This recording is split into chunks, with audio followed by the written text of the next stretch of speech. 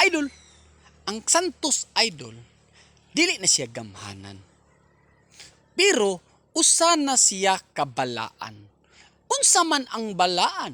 Ang balaan nga maghimo kag mga maayong buhat diri sa kalibutan.